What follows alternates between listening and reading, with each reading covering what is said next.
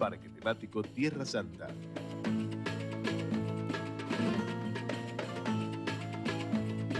Todo es posible.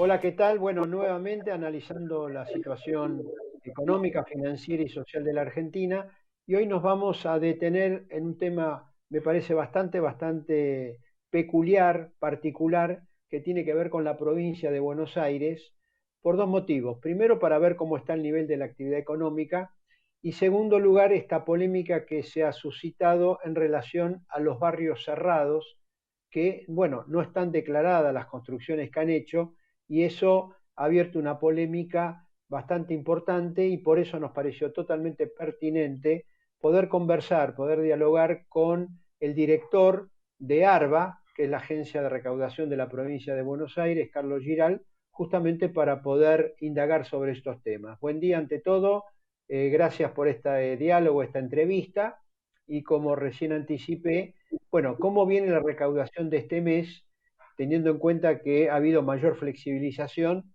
y si eso implica que bueno, la recaudación viene mejorando por mayor actividad, para saber qué es lo que está traduciendo justamente la recaudación en la provincia de Buenos Aires? Buen día, Ismael, gracias por la invitación.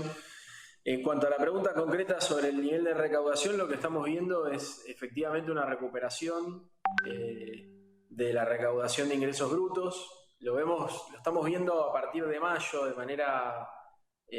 manera sostenida, junio, julio, agosto, aunque cada vez más lento. Eso en principio es un punto para matizar la afirmación sobre si está la economía volviendo a crecer o no. Lo que tenemos seguramente es una recuperación en algunos sectores más rápida que en otros. Aquellos sectores que están muy vinculados al nivel de movilidad, lógicamente que no están teniendo todavía un ritmo de producción o unas ventas en línea con lo que era la prepandemia. Sí, aquellas actividades que pudimos autorizar con nuevos protocolos, o bien en aquellas áreas donde sí estamos en fase 5 y la circulación de gente más allá de las medidas de distanciamiento social es normal. Por el lado de los patrimoniales, también empezamos a ver una recuperación del pago del automotor y del inmobiliario, que había caído mucho en los meses de abril y mayo. Tenemos que ver cómo cierra el año, pero va a haber... Lo que estamos viendo es que va a haber sido un año con una pérdida de recaudación importante, fuerte, sobre todo vinculada con los primeros 2 meses, pero no solamente eso, sino que esperábamos un año con un crecimiento del orden de 2,5% del producto y vamos a terminar con una caída marcada, que no sabemos cuán profunda va a ser, pero que probablemente alcance los dos. Hoy está arriba de los 2 dígitos. Así Ahora, que... una pregunta.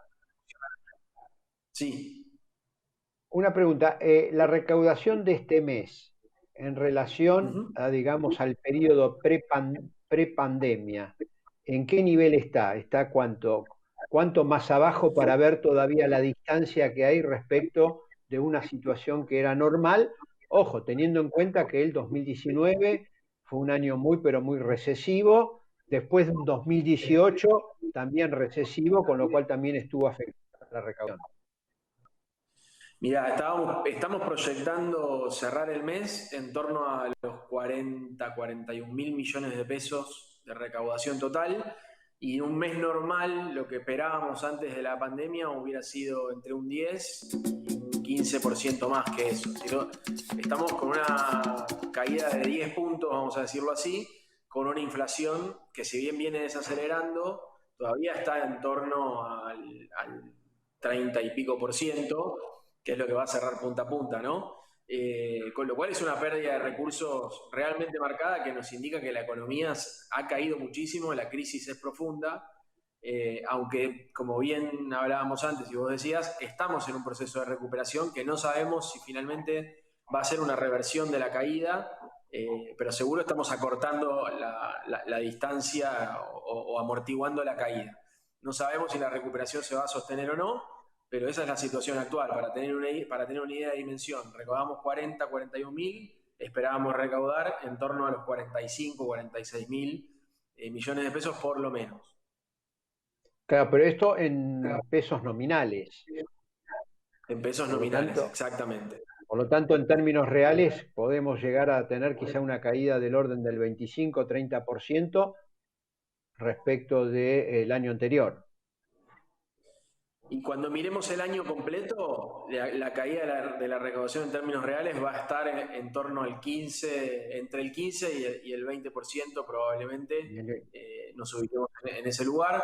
Como vos decías, es importante señalar que estamos frente a una tendencia que en la provincia de Buenos Aires viene desde marzo de 2018, que es la pérdida de recaudación, algo que tiene que ver con el consenso fiscal y la reducción de alícuotas a sectores concentrados de la economía bonaerense, en particular el sector primario, el sector financiero y las grandes industrias. Eso, lógicamente, resiente la capacidad de recaudación de la provincia porque el 75% de la recaudación depende de ingresos brutos. Así que ese consenso que firmó la gestión anterior lesionó fuertemente la capacidad recaudatoria de la provincia. Sobre llovido mojado, la pandemia vino a empeorar muchísimo la situación de las arcas provinciales en un marco de endeudamiento externo que nos puso frente a la imposibilidad de cumplir con el cronograma de vencimientos que teníamos para este año, y todavía está abierta la discusión. El ministro de Hacienda está trabajando, ultimando los detalles para ver finalmente cómo sigue en adelante el vínculo con los acreedores. Pasemos al tema de los barrios cerrados. ¿Cómo es que hay casi 900 barrios cerrados que en una alta proporción, que esa sería la totalidad que hay en la provincia, pero que según el informe por lo menos un 25% no tiene los metros cuadrados construidos declarados, lo cual, digamos, llama la atención porque son barrios de alto poder adquisitivo en general y barrios que están construidos, por lo tanto es muy fácil, digamos, controlar y registrar los metros cuadrados que tienen esos barrios para que estén al día y en el pago de los impuestos correspondientes, como le pasa al resto de los bonaerenses que tienen alguna propiedad en la provincia. Sí, esto es a raíz de las declaraciones del gobernador respecto de la necesidad de regularizar las condiciones de propiedad y el uso del suelo. Y la verdad es que tienen que ver no tanto con la gente que vive en los barrios cerrados, sino más bien con los desarrolladores de los barrios cerrados. El desarrollo de urbanizaciones cerradas es un fenómeno que arranca en la década del 70 y se potencia a partir de los 90, primero en el segundo cordón del conurbano, ahora estamos ya en la segunda oleada, en el tercer cordón del conurbano, y es de algún modo una lógica de valorización de la tierra que persigue el interés de un grupo económico particular, que son quienes desarrollan esos complejos y luego los comercializan. Los que llevan a comprar tierras, cuando compran esas tierras para construir el barrio, en general compran tierra rural o tierras que son baldíos urbanos. Entonces, frente a la provincia de Buenos Aires, el impuesto inmobiliario que pagan esas tierras tiene que ver con una zona rural o con un baldío. Cuando consiguen la autorización de los municipios, arrancan con la construcción de la urbanización cerrada, del barrio cerrado, dividen en parcelas y empiezan a comercializar y a vender. Mucha gente se muda y empieza a vivir en esos barrios, pero los desarrolladores todavía no lograron las autorizaciones ante la provincia de Buenos Aires para convertir esas tierras que eran zona rural o baldíos urbanos en tierras de country. Por ese motivo pagan menos impuestos. Pagan un impuesto que tiene que ver con una determinación de la base imponible, como si fuera el caso de una tierra rural o un baldío, y también con las alícuotas que tienen que ver como si fuera tierra rural o baldío, y eso hace que la recaudación de la provincia... Pero una pregunta, ¿cómo hacen la escritura? ¿Cómo es que hacen la escritura? Porque yo me voy a vivir a un barrio cerrado. Bueno, pago la cuota o pago el contado, me tienen que dar una escritura. Cuando se hace la escritura, ¿no queda registrado la cantidad de metros cuadrados que me pertenecen a mi propiedad y por lo tanto sobre esa base el impuesto que se tiene que pagar? Mira, estás dando en la tecla de la que es una preocupación central para nosotros. La escritura no necesariamente implica un cambio en el registro catastral de esa tierra. Frente a la provincia de Buenos Aires, si bien hay una escritura entre privados, entre el desarrollador y entre quien compra su casa en ese barrio cerrado. Ante la provincia de Buenos Aires, el titular de esa tierra sigue siendo el desarrollador, sigue siendo el titular originario de todo el conjunto habitacional, que todavía, al no haber sido subdividido y registrado como country, no puede ser cedido en propiedad a los nuevos dueños. Y esa situación de irregularidad es de la que estaba hablando el gobernador cuando se refería a que la provincia tiene que normalizar no solo las tomas de tierras, no solo abordar el déficit habitacional y los problemas que surgen cuando la gente no tiene dónde vivir y acude a estas prácticas tan cuestionadas, sino también en el caso de los barrios cerrados, donde la gente que vive ahí muchas veces tiene una escritura, pero no son dueños reales, esas partidas no están a sus nombres. Y pagan el impuesto inmobiliario a través de una expensa, pero en realidad están pagando el impuesto inmobiliario que debería pagar el desarrollador.